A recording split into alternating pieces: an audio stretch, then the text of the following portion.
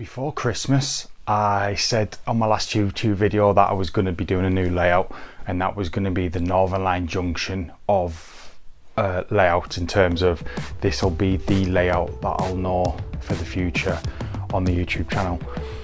Now, I've been to Norfolk and back. I've got these boards from Tim Horn. Let's get straight into it.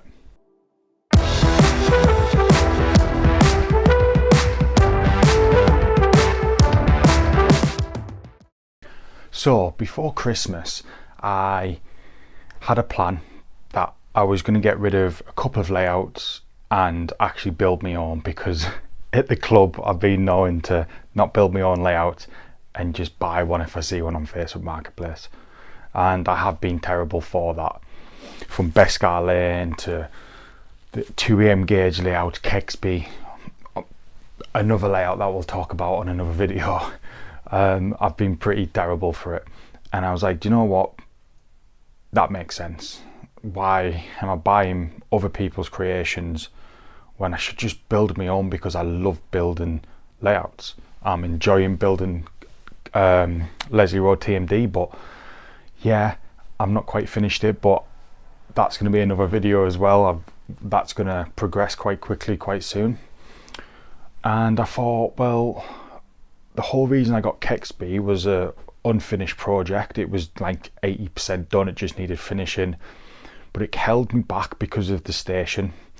And the station could only really fit like a 2-car DMU, maybe 3 at a push, and I was like, it's just not me enjoying it. So I made the executive decision before Christmas to sell it, and that is now gone to its new owner, and he's enjoying it and he's finishing it, and he's going to probably bring it to one of Darlington's exhibitions in the next couple of years.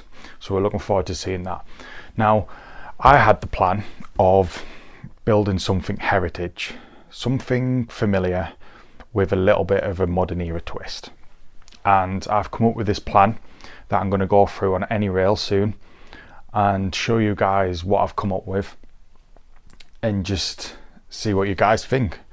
This video is going to be the first of many, and I know I keep saying that, but I'm trying to up not the production value, but I want to up it so it's a bit more viewer friendly and not just all over the place. So I've upgraded my mics, cameras, etc. Just on a side note, I do want to say that I want to thank everyone that subscribed, liked, commented over the years, because we have hit over that 1,000 subscriber threshold now, and I'm honestly unbelievably thankful for everyone that's supported and subscribed. It's just been a crazy couple of years, crazy roller coaster. I was looking back at the beginning and I seen where I began, and it was, yeah, to where we are now. It's quite crazy. Underneath the layout, I built these buttons for Kexby, but I now utilise them for the new layout. Underneath, I've built, well, I've not built, but I've left space to sort of put things like boxes with scenery in, stuff for rolling stock for coaches, and also the EM gauge layout, sea houses, which is on the back burner for the minute.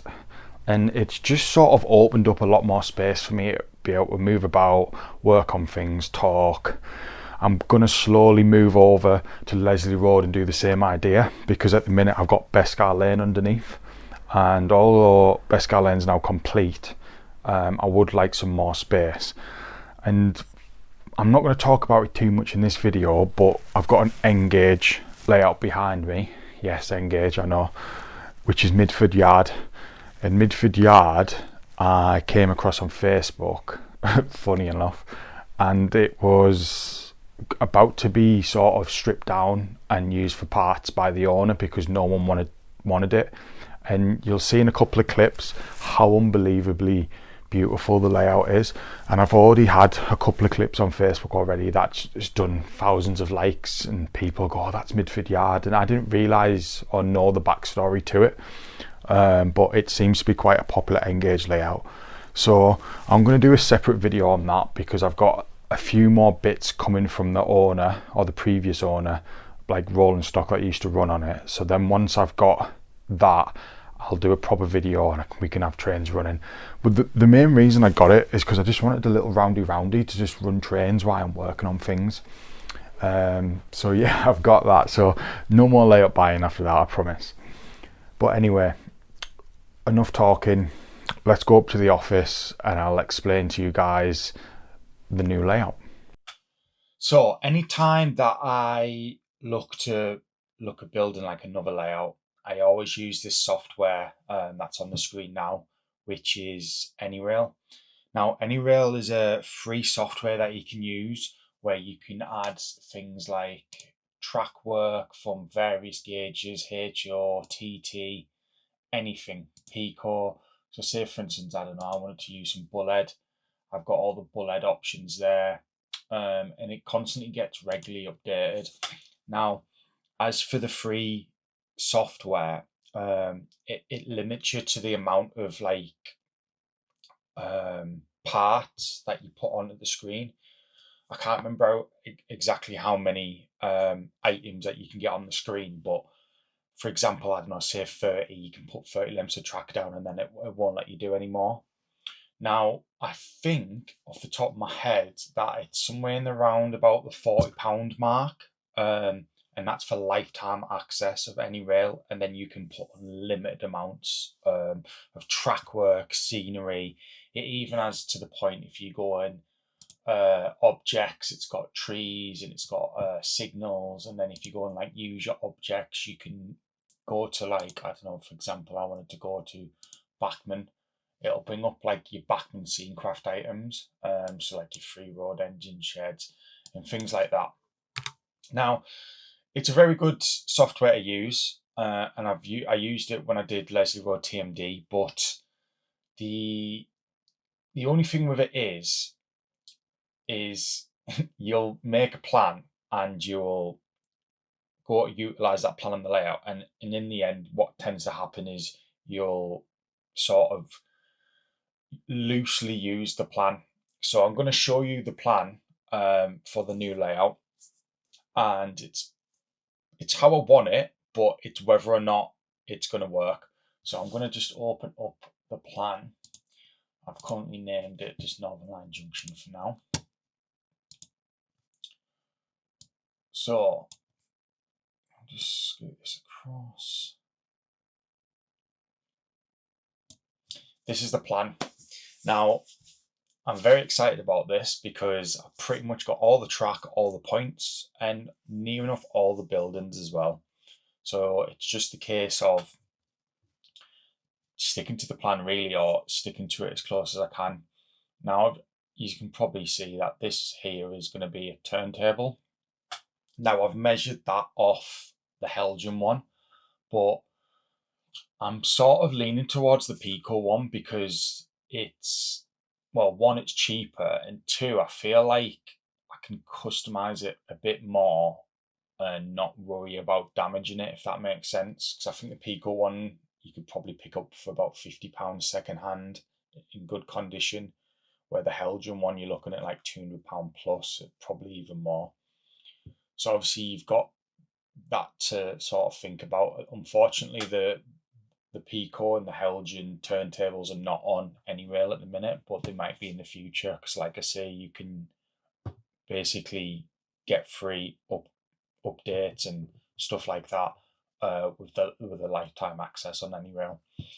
So I'm just going to quickly go through it because I don't want to bore you too much of looking at a plan, and I know you will just want to see me actually crack on with the layout. But basically, this layout is going to be a heritage layout, and it's going to have this track here on the left hand side swoop in to a terminus heritage line station. Now, these two green bits here are going to be hills, so it's going to come through like a valley, and then I'm thinking of running a stream alongside that, and then where the this point is here, that's each individual board.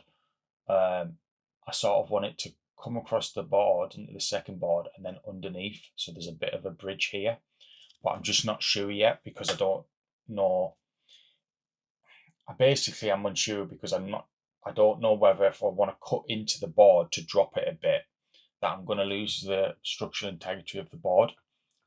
So we'll see. But I will try my best to get it in, because I just think a little stream alongside this railway through a valley would look pretty good. Now, I'm going to say I've very, very loosely based this off the North Yorkshire Moors Railway, because it looks nothing like the North Yorkshire Moors Railway, apart from it's got valleys and stuff. But the reason why I'm going to say it is because I have purchased a few of the Scaledale buildings that was designed from Gorfland. Now, Gorfland is a two-track station, where this is a terminus one, so it's going to be ever so slightly different. If you see this little square building here, I'll put a picture up on screen. That is the coal loading shed, and then I'm basically going to have where Gorfland has like the station house, the toilet, and all that, and the coal dropper bit. It's all going to run along this track here. So I'm probably going to extend this station a bit more, platform, should I say. So yeah, I'm quite excited about this. It's everything that I want in a layout. Now, these two sidings here are going to sort of be a bit similar to what's at Gromont MPD. So you're going to have a lot of weathered locos and weathered rolling stock and things like that. So I want it to be a bit of a storage area of locos and rolling stock that needs doing up, and it's just sort of sitting there. Now, if you've been to Gromont, you can sort of walk round the area and see it all. And if you haven't been, I'd highly recommend it, because the North Yorkshire Moors Railway for me is probably the best heritage line in the country. Just purely on scenics and it going through valleys and how long it is and all the different things that you can do. You can start from Pickering and go all the way over to Whitby and look around Whitby. It's truly a beautiful heritage line, and highly recommend it. But anyway, so yeah, these two tracks here are going to be the storage sidings, and then this here is probably going to be the car park for the station. Over here, you've got an engine shed, which is going to be the NER two-lane engine shed by Bachmann, which I've already got and was on Kexby, if you remember.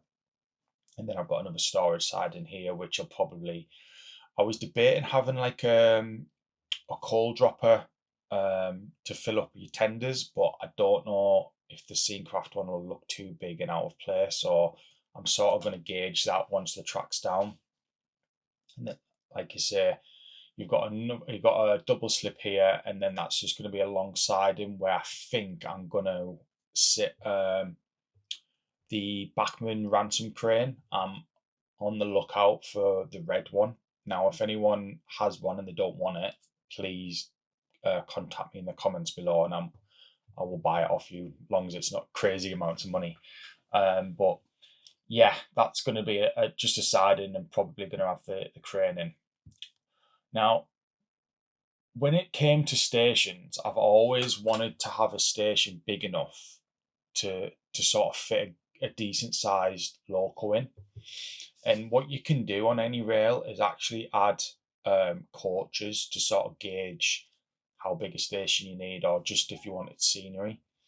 Now, these are Hornby Mark IIs, I think. And like you can see there, I've got 6 there. So technically this station could hold 6 locos and 6 coaches and a loco. But I don't think I'm going to do that, because as you can see, I've got 6 coaches here and it's getting quite close to this point. But this is going to be a run round loop down here, and I would quite like the loco to be sat on the station platform, or should I say next to it. So I'll probably only run 5 coach trains, but we shall see. To be fair, you don't really see huge trains on the heritage line anyway, so I think 5 coaches in a loco is plenty. The other thing I want to do is, it's off scene, but this section here where it goes off scene, it'll probably just be an end fiddly yard. I did have visions of sort of doing sort of like a helix, and it going underneath the board, and the storage slide's being under the board, and then when it comes back out, it's facing the right way. But I don't think I'm going to do that, so I've left that for now, and I'm going to have a think when it gets to that point of what to do. Now, you may have the big question of what's this 2-track line up here going over the top. So, me being me, I like to run stuff in heritage form, but I also like modern era. Now, if you've got me on Facebook, you might have seen that I recently got a Class 89 in GNER, and also I got a HST in GNER, which is era 10. But the way I'm figured this layout is, and let me just go to the first point. Rule 1 is run what you want, but in my brain, I can't do that anymore. I'm sort of in that mindset of it needs to be like prototypical to the era and stuff like that. But the way I've designed this layout is I can sort of get away with running anything from like era 9 all the way up to era 11, which is what we're in now. Purely on because there's not going to be much to give it away, because the signals were always roughly the same, and because it's a heritage lines were going right back to that era 9 period, if not further back. So I'm quite lucky in that way that I can sort of, as long as I don't have an Azuma passing, a GNER HST, which should be fine. But say, for instance, I went on a 2-day exhibition, I could maybe run it as a sort of era 9, era 10 period, and then maybe on the Sunday I might run it as a era 11 and have Azumas and all that going on.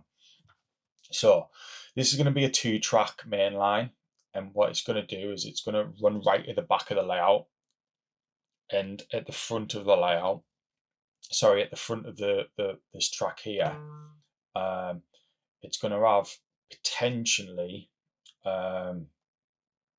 some sort of retaining wall, or if I can get away with it, sort of drop down the scenery like it's on top of a hill. But I just can't gauge whether or not I'm going to have enough room, so we're just going to have to see. And the other thing I thought about is, if it's too close together, I will scrap the whole mainline idea and just run this layout as solely heritage. But I sort of don't want to, because I really want to run sort of that era 10, era 11 trains. So we'll see.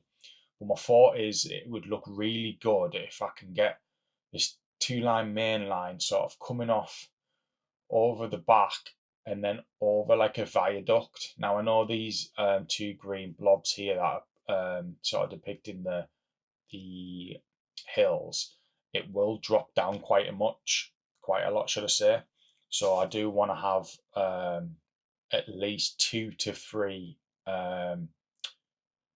portals, if that makes sense, on the bridge. So yeah, it's a lot to look at, but I'm very, very excited. This is, I don't know what local this is. I think it's down as a 37 maybe on any rail, but I've literally put that there to make sure that I can have something sat in there, and it was more to make sure that this section of track here was long enough to actually have a local go in it, so it can do the run round loop. I might have some like old cattle wagons in here, and I might put like a little cattle storage area on top of the platform there. So we'll see. I'm very excited. I'm sort of, yeah, I think it's going to be one of my favourite layouts that I build. Obviously, we've got Leslie Road that still needs finishing, but I was watching a YouTube video the other day, Heaton Lodge. I don't know if you've seen it. It's the biggest layout in the country. I can't remember the guy's name that is building it, but he did a really good video on concrete hard standing. So I'm gonna take that up, and then once the concrete hard standing is on Leslie Road, it will sort of just go really quickly because it's a TMD area. So there's only really like ballasting and other little hard standings, and it shouldn't take me too long. So I want to get that layout finished this year, and then we can get out an exhibition. But this layout and Leslie Road will be the two layouts I'll focus on. Obviously, Kexby's gone now, and Stopgap went. That's gone to its new home.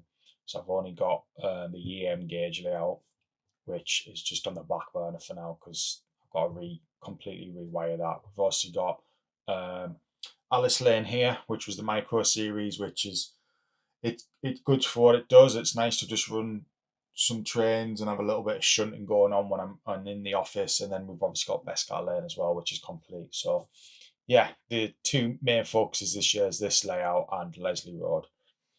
But I'm going to stop waffling. I'm going to get back in the garage and we're just going to go from there. So let's crack on. So he joined me back in the garage and I've got the layout to somewhat how I want it. Now, I've put the track out and laid it roughly where I want, but I can't help but noticing, I'll be doing some close-up shots so you'll be able to see, is this station could probably do with just being moved towards the front of the board a bit more, because I can imagine the two mainline tracks for the sort of modern image stock, it's going to be right up against it, and I think it's just going to look a little bit too cramped. But I'm quite happy with the way that the board is coming out and the way that it's looking. I've still got a few more buildings that I want to get on there, and I'm still waiting for them to turn up, but it's looking really good, and I'm just really happy with it. Now, these sidings here are going to be a little bit longer. I just ran out of a little bit of track, as well as where the station, where the engine shed is here. I've obviously got a few more pieces of track that I'm missing as well. But overall, I'm loving the way that the curve is going to the end of the baseboard. I've put myself a little pull over there, but I'm not quite sure if that'll look right. And I've also got some cottage buildings that I got off Kexby that Phil from the club made me. So they'll be going on here somewhere if I can get them on here. But like I say, I don't want the layout to be too cramped. It's looking good and I'm getting quite excited and happy about it. The layout needs to just be tipped ever so slightly, because when I put these buttons in under here, the sort of, I didn't do a bad job of them, but they're ever so slightly out, because I don't know if you can see, but the mortar on the walls where the pointing is, that's what I gauged off, and they were ever so slightly out. So I just need to put a little bit of wood under each of the buttons at the back just to raise it up, just so it's perfect and it's completely level. And I don't want the boards to warp, not that I think they'll warp, because they're being made very, very well. Now, these boards were built and made in Norfolk by Tim Horn. If you don't know Tim Horn, I'll leave a link in the description of where to find him. He's a fantastic baseboard maker. I went down, it took me about 4 hours down and then 4 hours home, but I must have been there about 2 hours, I'd say. And yeah, he's a great guy. We got talking about all different things, and yeah, I'm looking forward to going down again and seeing him again when I need a few more baseboards, because I think long term in the future, as I progress through the hobby over time, I'll be continue to go with him for baseboards. Not that I want to knock the baseboards from Leslie Road. They were built by White Rose Baseboards, and I'm extremely happy with them. Super high quality, can't recommend them enough. But just these, to me, I don't know, they just felt a little bit better from my personal understanding. But everyone's different. There's other companies out there that I'm sure they're all just as good. Now, the next thing I want to do with this layout is, like I say, once I get the rest of the buildings, I can mock it up and see how we go. But I want to get some paint down just to give it a protective coating. Now, people use grey, people use all different colours, but I'm going to opt for brown, because the layout's going to be heavily scenic with grass and hills and stuff, and the underneath of them things are mud. So brown is going to be a perfect colour for me. It just means in the long time, if I painted it grey, I don't have to then paint it brown in certain areas and stuff. So brown is I'm going to be putting the base coat down as, and yeah, we're just going to go from there. But I'm going to leave it here for now, because there's not much more I can sort of talk about in terms of the layout itself. I've got these few things that I need to do off camera, and then going forward from that, the next video will be track laying. Now, I did have a little post on Facebook regarding what should I do in terms of soldering. Do I solder on the bottoms of the tracks, or do I solder on the sides? Now, on Leslie Road, I soldered on the side. I soldered on the bottom, and that worked perfectly. The layout runs absolutely brilliantly. But for this one, because there's loads of curves, and I'll show you a shot in a second of how well I've managed to get that curve. My only problem is when you try and get that curve and you're trying to ever slightly adjust it, if you've got the droppers already in and underneath, it sort of gives it that sort of barrier to move it like very finely, if that makes sense. So I think I'm going to opt for getting the track down perfectly, then obviously all glued up, and then do the droppers. But obviously not forgetting I will need to drill the holes for the point mortars, etc. So I hope you enjoyed the video. I know it's been a while, and yeah, I'm really looking forward to how this comes out. Like I say, we've got the 5 coaches there, fits perfectly.